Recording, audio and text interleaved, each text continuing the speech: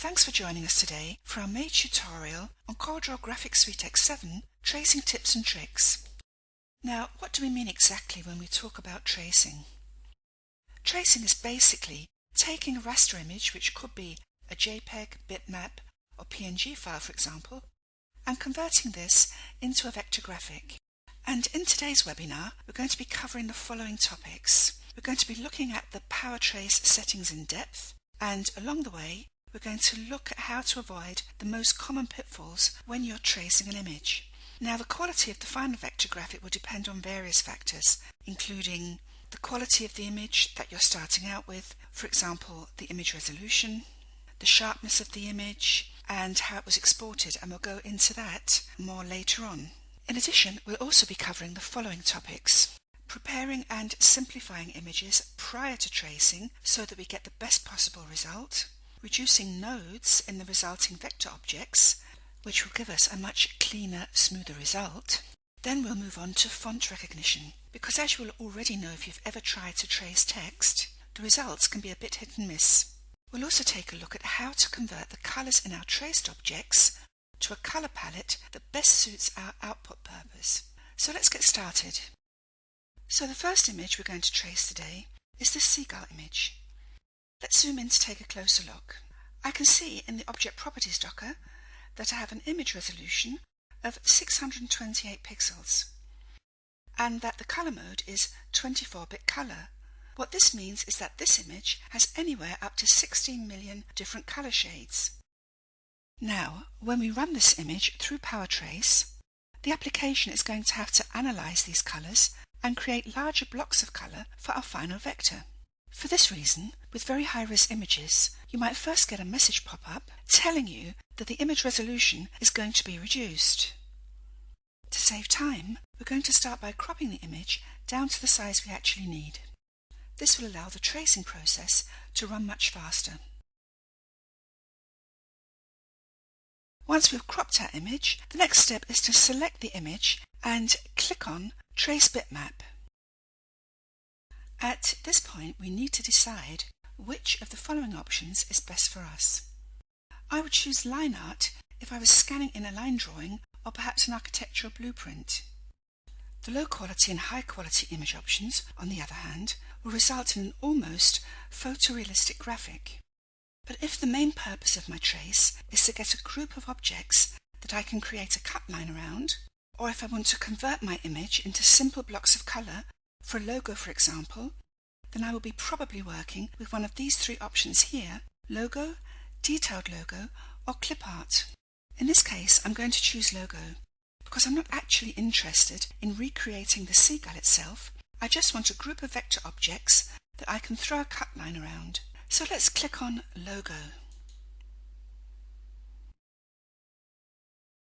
So as you can see, by default, under the options, remove background is checked. Now in this case we have just various shades of blue, and PowerTrace decided that this was going to be the background colour. But of course I still need to remove the rest of this background blue.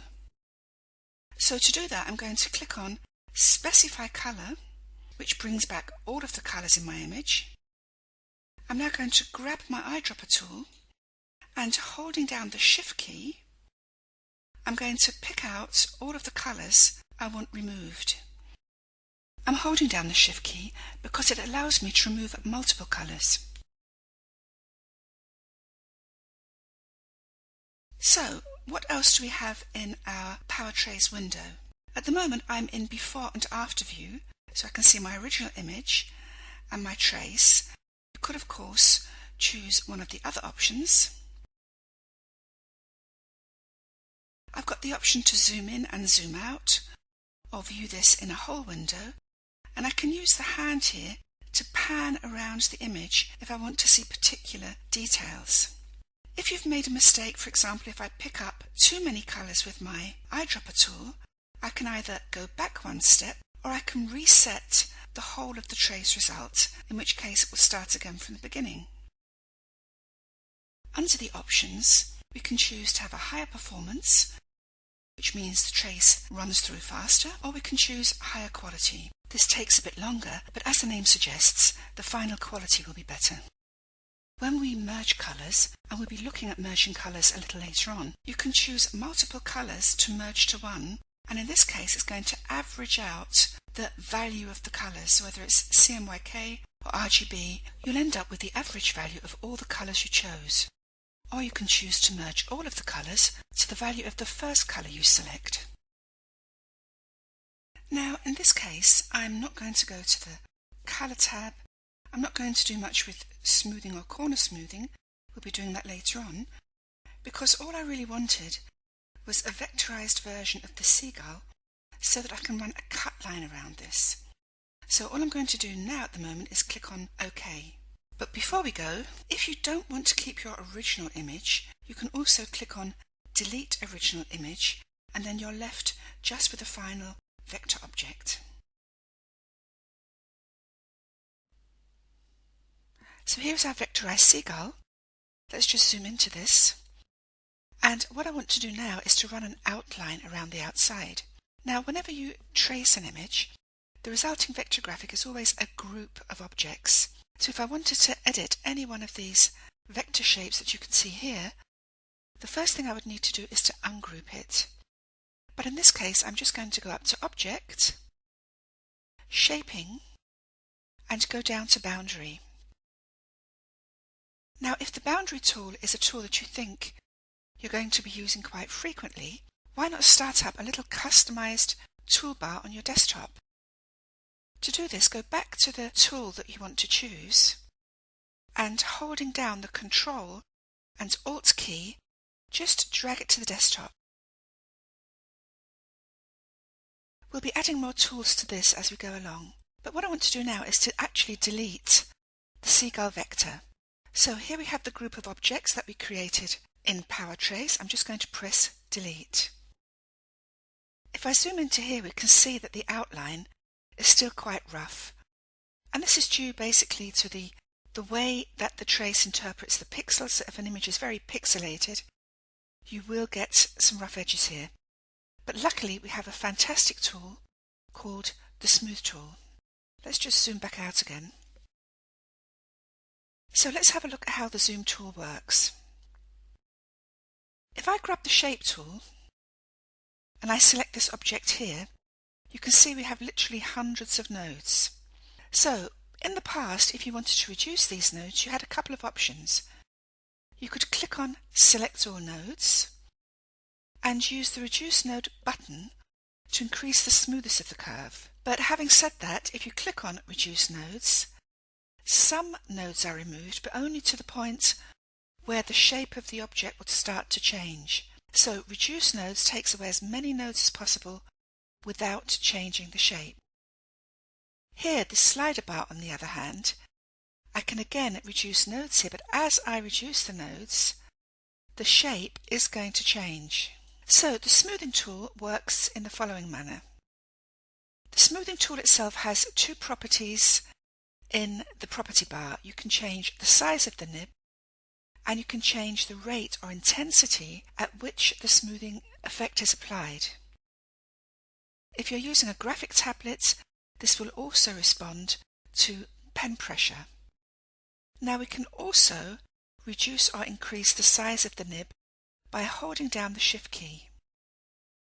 And we can increase or decrease the strength of the effect by holding down the Alt key. So I'm now at maximum strength here, and let's just zoom in here. So as I click on this object and now go down along the outline, you can see I have a very strong smoothing effect.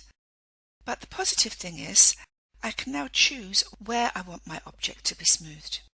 So if I don't want to smooth out everything, I just need to smooth out the areas that need reworking.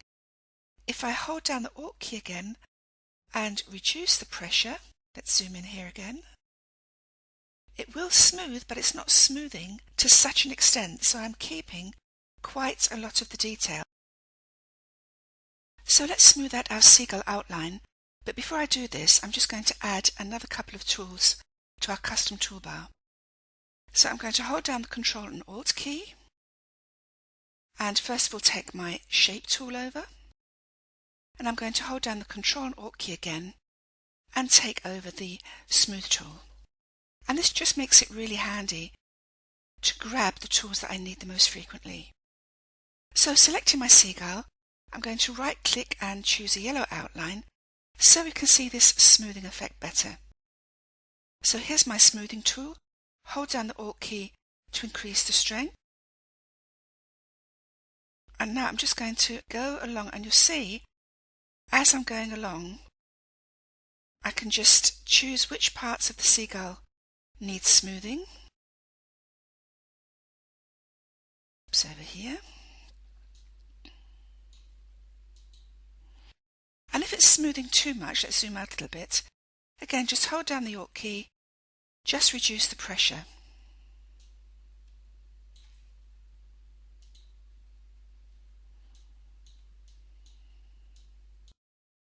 So you can see it does a very good job of giving you a wonderful smooth outline to your traced images. And when I'm finished, all I have to do is just fill my objects, and I've got a very nice vector shape here. In this section, we're going to not only remove background colours, but we're also going to edit, merge and replace colours within the design. Also, if we take a closer look at this butterfly object, you can see, first of all, the outlines are quite rough. We have solid blocks of colour, but we also have gradients. So this, in an image that can give us up to 16 million colours, is going to result in a traced object that contains up to 100 or more colours, which is something we don't really want. So let's just zoom out again. The image is selected. We're going to go into Trace Bitmap, and this time I'm going to choose Detailed Logo. I have a lot more detail in this image, and I want to retain as much of that detail as possible. And here we have the situation where I have a high-res bitmap, and PowerTrace tells me that the bitmap is actually too large and needs to be reduced. Now this will slow down the tracing by a second or two, because as it's tracing it's also reducing the resolution, so we'll just wait for this to go through. Now as you can see here, it's removed the background here, but it hasn't actually removed the white from inside the circle. So what I'm going to click here now is Remove Colour from the entire image. So now that we have our image traced, I'm going to now go over to the Colours tab. So as you can see, we're now on the Colours tab, and we have 64 colours, and we're in RGB colour mode. If you want to use a different colour mode, for example CMYK for printing, now is the time to change the colour mode. If you change the colour mode after you've reduced the colours, it has the same effect as resetting the tracing process, so you'll end up with a whole bunch of colours again. So before you start to reduce the colours, choose the correct colour mode, CMYK, RGB, greyscale, black and white, or you can go down to more palettes and choose the precise colour palette that you wish to work with or convert to. So I'm now in CMYK colour mode. I have less colours here because the CMYK colour space is smaller than the RGB colour space. So let's start off by reducing some of the colours here, perhaps to 16. I'm now going to start merging colours together to see how many colours I can reduce this design to. So holding down the Control key, I'm just going to select the colours I want to merge together and click on Merge. I'm just going to continue control clicking on colours to merge them further. So as you can see here, we've now merged all of our palette down to 8 colours. The next thing I want to do is actually edit some of these colours. So I'm going to select one of the colours and click on Edit. I can now either grab my eyedropper tool, for example, and choose a different colour, or I can go to my mixers or to my models tab. So I'm just going to go over here and choose a different colour. So I'm just going to go through these colours now and edit the ones I want to change.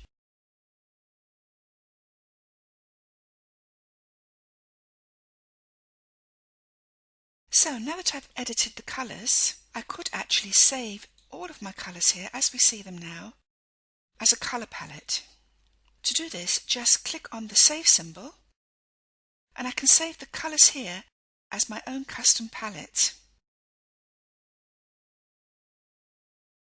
All I need to do now is to press OK to save my butterfly. This is a grouped trace, so I first need to ungroup it, and now I can remove the circle. If I want to do more with my butterfly, I can select it, click on Create Boundary, which I could fill with colour, or I could select the whole of the butterfly again and drag this over to the Colour Styles docker. Let's choose 3 groups. Now all I need to do is choose one of the colour harmony folders, rotate through the colour wheel, and instantly change the colours of. Our next image has a lot of detail, and it would look great engraved or printed out in black and white, for example. I'm going to go up to Trace Bitmap, Outline, and choose Clip Art because I want to get as much detail in here as I can. Reduce Bitmap and remove colour from entire image. Now because there's a lot of detail in here, I'm going to use my zoom tool just to zoom in on an area to see what the final result will be, and I can see already that I don't have as much detail as I need. At the moment I have 2 colours, almost 5,000 nodes and 69 curves, and I'm just going to adjust Detail Slider Bar somewhat just to get a little bit more detail in there. And when I'm done, all I need to do is merge my colours down, and I'm going to edit this because I want pure RGB black.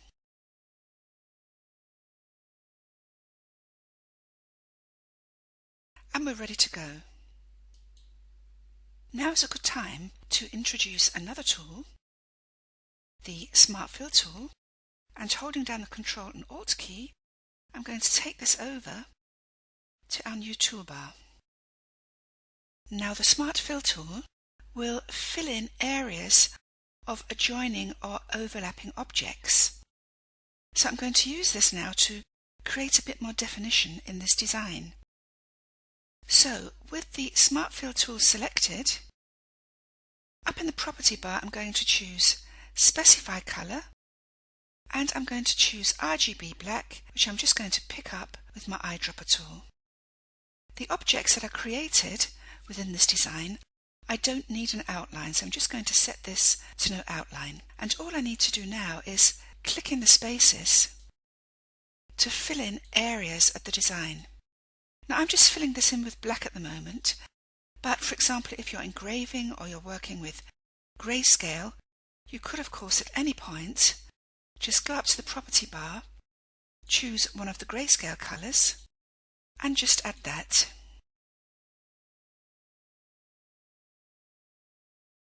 Now when it comes to tracing text, unless the text in the image, because these are both images, is very simple, sans serif, very blocky, for example like Arial Black, you are very rarely ever going to get a good result. But we do have a couple of tricks up our sleeves. The first thing I'm going to do is press Z on my keyboard to grab my zoom tool, and I'm just going to zoom around this text here.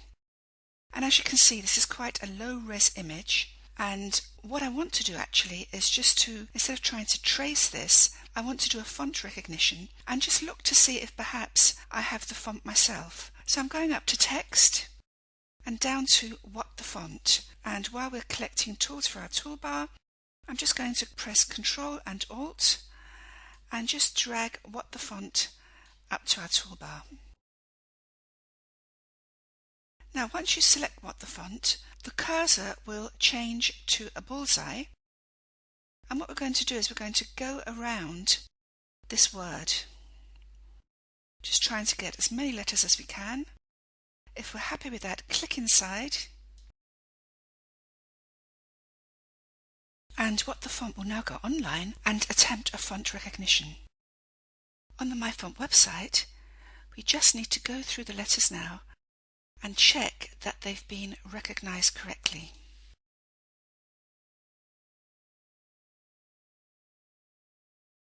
If letters get split, just drag them together.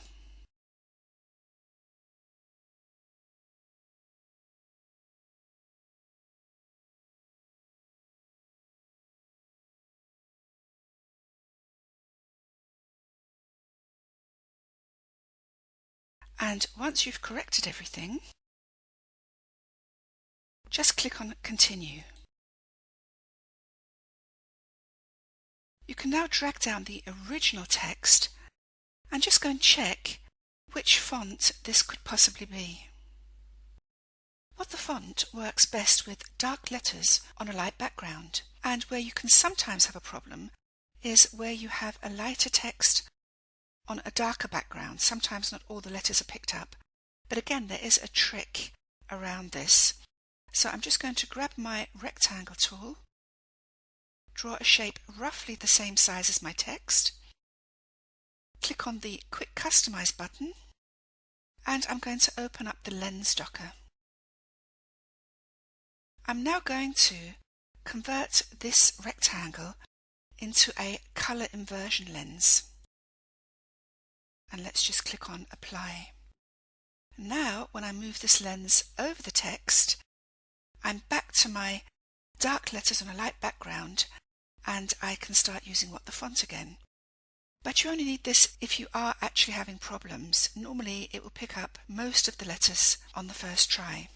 So now that we've analysed the font and we've got a couple of suggestions of what a font could possibly be, where do we go now? Well, we've got a fantastic program included in the graphic suite called Corel Connect. And Corel Connect will allow you to put the name of a font in the Connect window and search for that font. So let's just open up Corel Connect. In Corel Connect we can see all of the content that's included with the Corel Graphic Suite X7. And we have here some filter buttons: folders, vectors, bitmaps, fonts and other. And we can decide what we're looking for. So if we're going to look for a font with a specific name, we can just disable these filters here. And I'm just going to add a search word here. Let's presume, for example, that the font we are looking for, or the font that was suggested on the MyFont website, was called Windsor. Hit enter, and it's now found that font for me. Also in Corel Connect, when you find a font, if you right-click on that font, you can install that font straight from the Corel Connect window. Now, by default, we're only going to be searching in the 1,000 fonts included with the CorelDRAW Graphic Suite X7. But under Favorite Folders, you can actually drag folders from outside from your desktop into your Favorite Folders segment here, and this will also be used when searching for fonts. And this happens to be my system font folder. So at the moment I'm searching not only within the Content Exchange fonts, I'm also searching within my system fonts. And from Corel Connect you can right-click Install or right-click Uninstall any font. So using Connect is going to make it much easier to see if a specific font is already somewhere. Now that we've taken our first tour through using the main features in PowerTrace, we're going to turn our attention to some files that are going to cause us problems, even after using the more advanced features in PowerTrace. These are files that are still going to need some work done on them or cleaning up after tracing. So let's just have a look at this image here. In the Object Properties window, I can see from the start that it's very low res. And it's also been stretched up on the page. It's 600 by 422 pixels. And if we zoom in here, we can see we've got a lot of jagged edges going on here because of the low resolution. And it's not going to be a very clean trace. We've got odd pixels scattered throughout the image as well. So what can we do about this? Well, there's a couple of things we could try. The first thing I'm going to do is leave CorelDRAW and go over to PhotoPaint. So here's the image opened in Corel PhotoPaint. We have a plugin built into PhotoPaint called PhotoZoom Pro 3. It's a third-party plugin. So I'm just going over here to PhotoZoom Pro 3.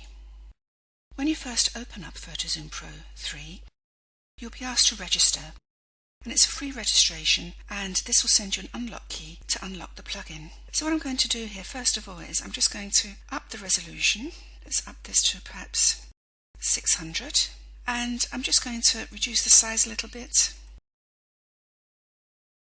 And you can already see that the edges are being smoothed out for us. What PhotoZoom does is it allows you to upsample an image. So you can take quite a low-res image and basically increase the resolution. PhotoZoom does some clever calculating to do this. Let's make this a little bit higher. And I think I'm going to leave this like this and just save this. And I'm just going to call this upsampled.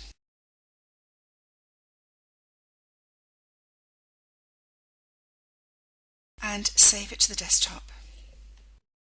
So here's our original low-res JPEG, and this is the upsampled PNG file. And if I just zoom in here, I just flip this over so we can compare similar sides, and already you can see that after being sent through PhotoZoom, we've got a much better edge quality than we have in the original image. So for something as basic as logos, if the quality is really bad, it really does make sense to send this through PhotoZoom first, just to try and clean up these edges a bit. So zooming out again, I'm just going to delete the original, mirror this, and let's now take this into Trace Bitmap, and I'm going to start off with Detailed Logo. So, and the first thing we're going to do is we're going to remove areas that I know I'm not going to need in the final vector graphic. So I'm first going to use my eyedropper tool to specify the colour, and holding down the Shift key, I'm just going to go through the image, and we can get rid of the drop shadows here as well. Just going through the image, cleaning it up, because it's a lot easier to do this while you're in Trace than ungrouping your object in Draw and doing everything by hand there.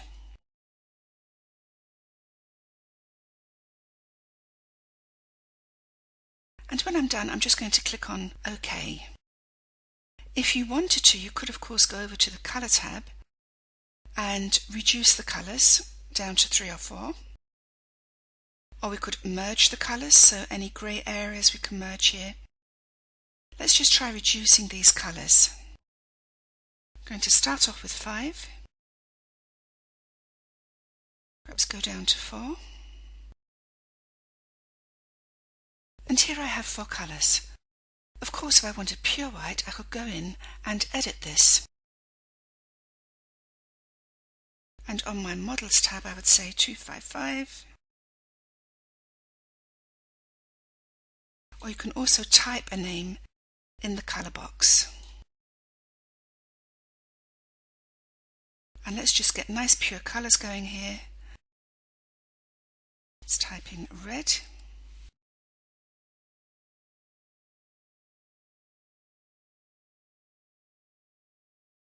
Blue.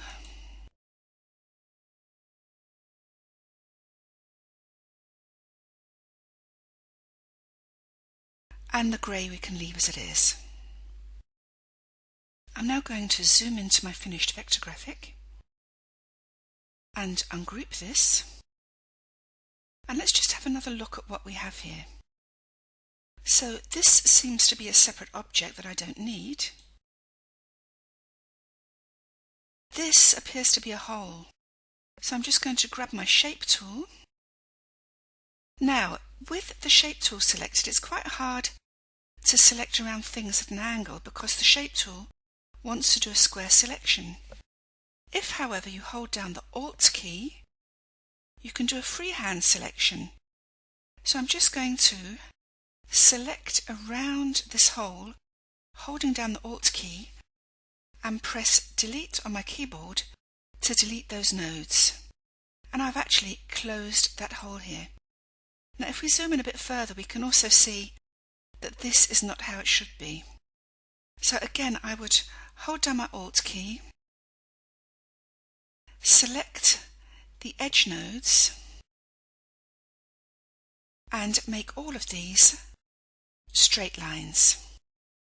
Now I'm just going to delete a few more nodes here.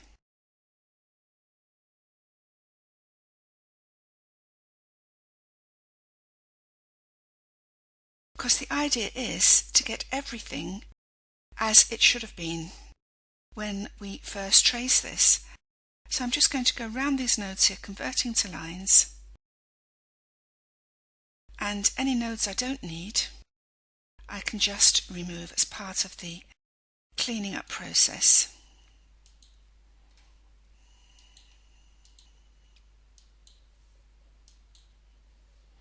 Here we have a great image of a ballerina. It's also high-res, very good quality image. But because it is high-res, and because of the type of image we have here, you can see we've got lots of transparencies, skin tones. What we actually get when we vectorize it are again a lot of vector shapes with not very smooth edges.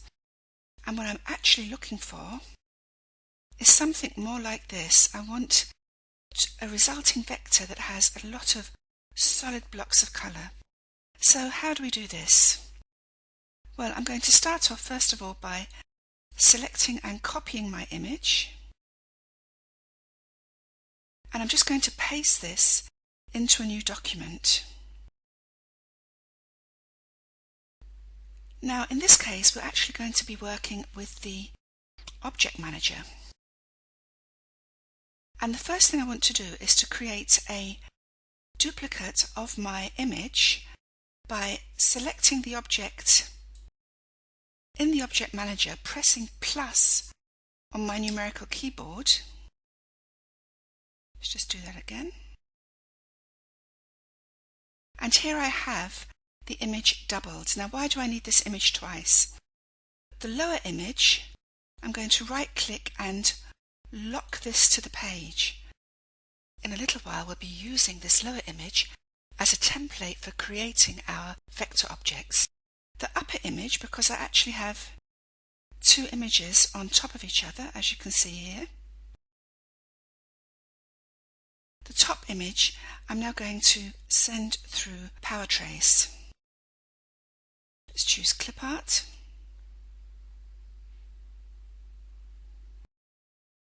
And I don't need to change anything else here. I'm just going to say OK. So now we have a group of vector objects sitting on top of the original image. And what I'm going to do first is to run a boundary around this group of vector objects. So I'm going to click on Create Boundary. And once I've created that boundary, I can now delete the vector objects. And if I just scroll in for a second, I'm left with my original image, which is locked down to the page, with a boundary around the outside. We're now going to go over and grab one of our drawing tools.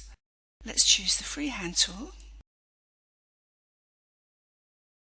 And it's quite important now that when we're drawing the lines, that we have overlapping lines. So I'm going to start drawing around the face area.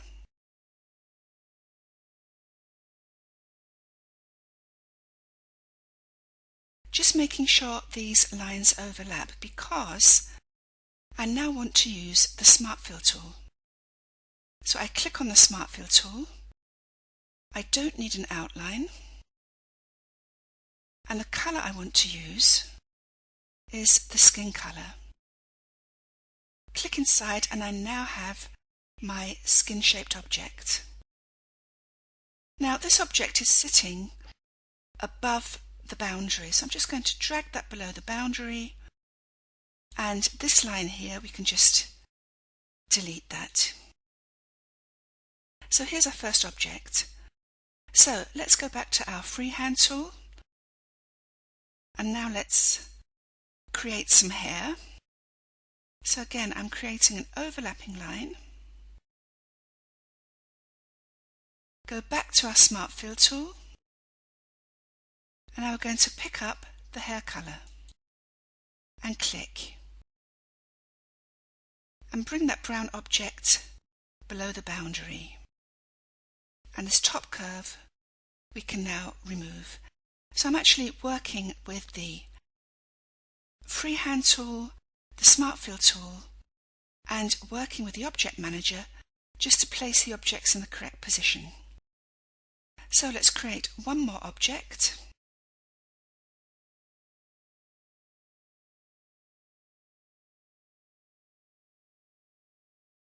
Back to the Smart Fill tool.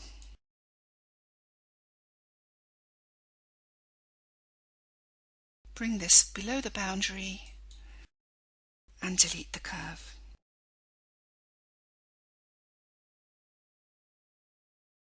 And so basically, if we go back to our original document, you just work your way through the image, creating these solid blocks of colour. And once you're finished, you can actually go to the original image, unlock it, and delete it.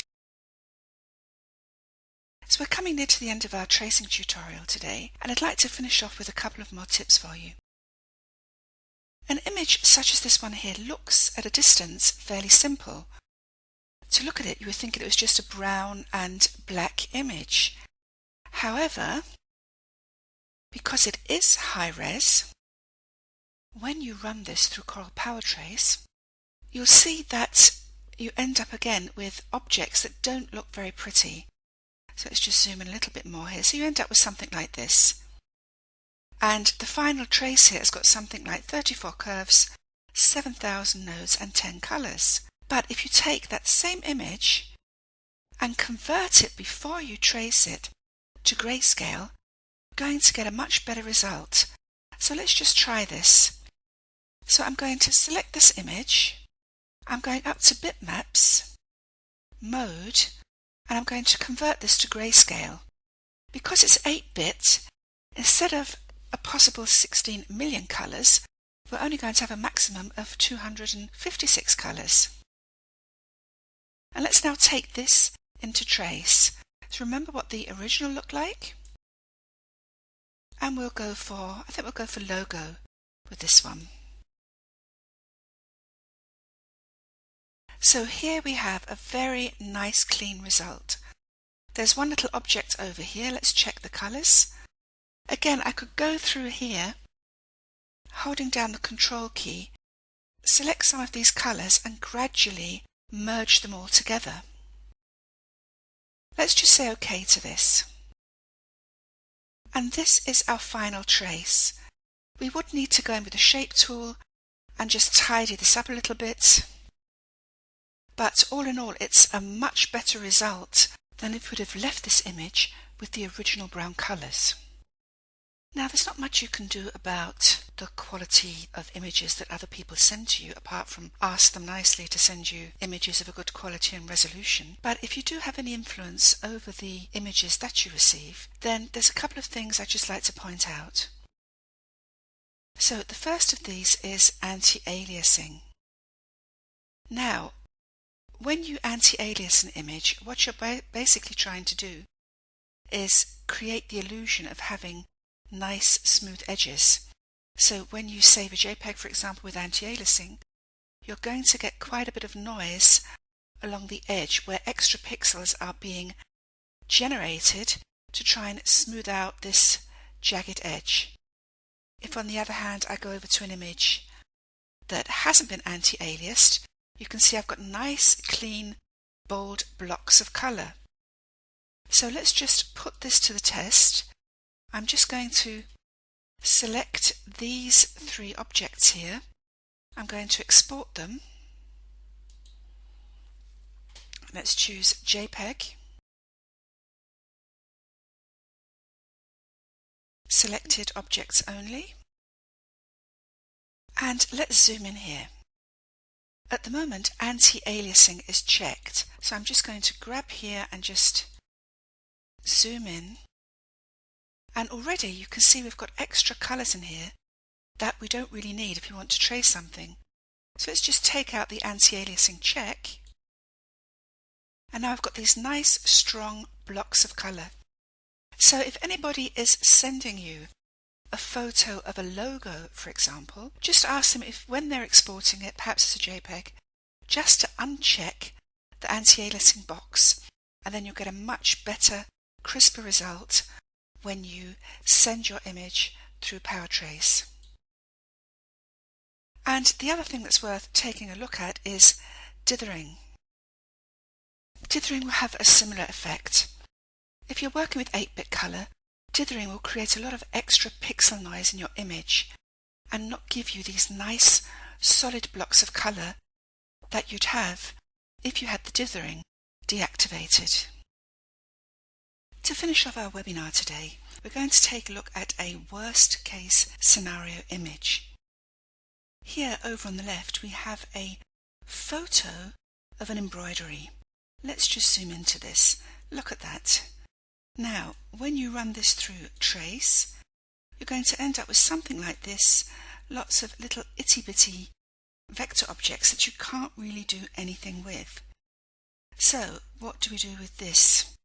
Now, you start off, as we've done previously, by selecting the vector objects, and I'm just going to run a boundary around the outside.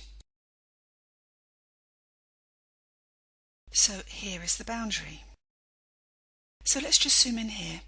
And you remember a little earlier at the beginning of this tutorial, we used our smoothing tool just to go in and smooth out those rough edges. So let's just do this quickly. So this just goes to show you that there's no case that's absolutely without hope, and that CorelDRAW gives you so many great tools just for getting around these difficult issues. You might have to do another little bit of tweaking with the shape tool, but we'll get to that when we're that far. So let's just zoom out again and see how close we are to our original. That's not too bad. I'm just going to grab the shape tool and just drag this out a little bit. And I'm just going to pick up, with the pipette, just pick up a skin colour and just fill this. So now we need the hair. I'm going back to the drawing tool and I'm just going to do this very roughly now. Making sure the lines are overlapping. I'm going to my Smart Fill tool, which you can access from there or there. No outline, and I'm going to pick up a hair colour. Now what I'm going to do now is I'm not going to keep drawing this. I'm going to first of all remove that line that we no longer need.